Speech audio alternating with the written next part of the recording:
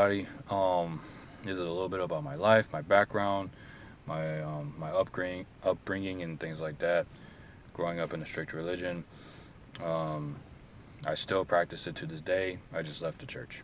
So anyway, um, most people they would wonder like, how did you get that middle name? So my name is Daniel Kwang-Ju Franklin, and I was born in Kwang-Ju, South Korea. So a Korean pastor gave me my middle name, Kwang-Ju. That's how I got that name, Daniel Kwang-Ju Franklin. So let's see. A lot of people they think that my parents were in the military. However, that wasn't the case. My parents they were doing missionary work, and they were there, and I was born there in Gwangju, South Korea. At least where that's how I tell people a little bit my story of my name. But what actually happened is that there's this man called Reverend Samya Moon, and he has this ability to um, look at people by the way they act, facial features, you know, body language, things like that, and he's able to match people together and say, you know, you come here, and then they come up on stage or whatever, and then he will look through the crowd, and then after that he will see another person, and then he'll say, okay, you come up here, and then he was like, okay, you two are matched. So that was how my parents met each other. So my parents were witness to somebody from the church.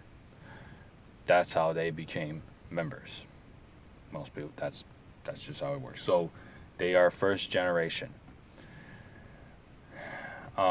Me, I was born into the church. They call us second generation. So I was born into the church. I'm a second generation. All right. So now I'm just gonna read a little bit so that I make sure that I don't get out of place. I don't want to miss anything. So the matrimony of our church were very famously known for our mass weddings.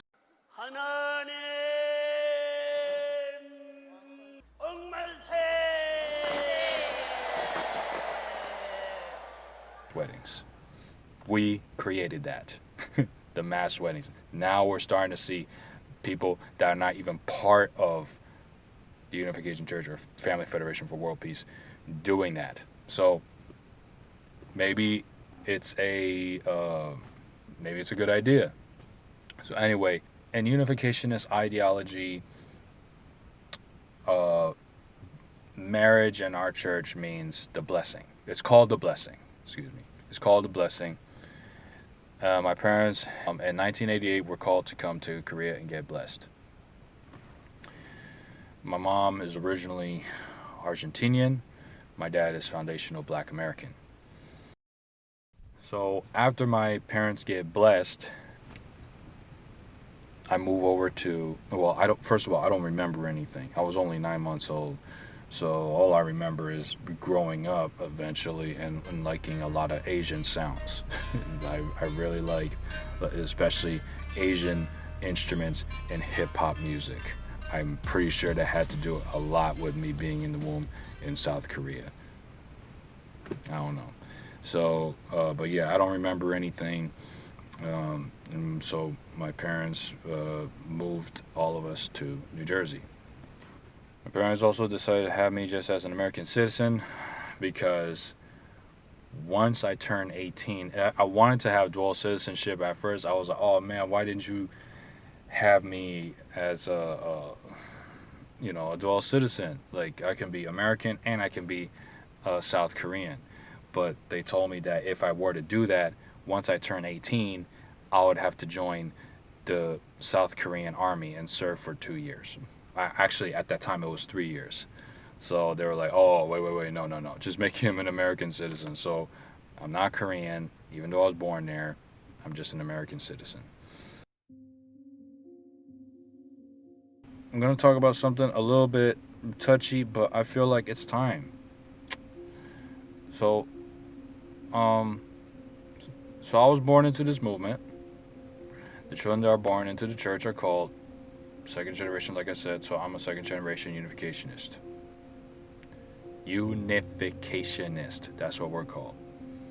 There are a lot of first generation and especially second generation that left pretty much because a lot of people in the church were hypocrites.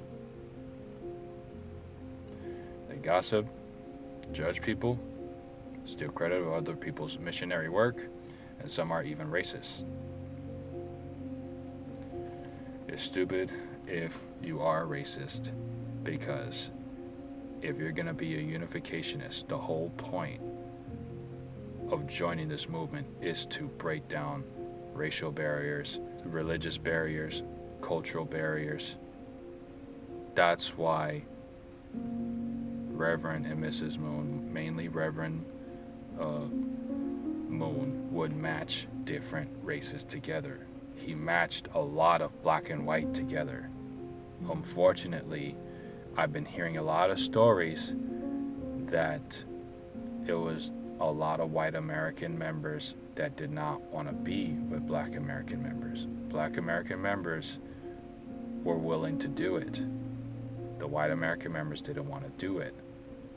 So instead of that, a lot of them went with Asian women or Asian men, but it's predominantly white man, Asian woman.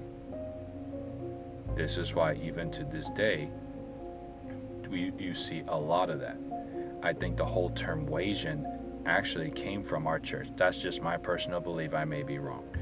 Wasian just means white Asian, Wasian. So it's not just that. That's not the only reason why we have predominantly this demographic in our church in America. It was many other things. Before I go any further, just want to say the reason why the founders wanted to mix races and different, all these different backgrounds together is because in the future you break down barriers, you build. This is like the fastest way to build peace in the future. So break down racial wars, you will have a way more peaceful world.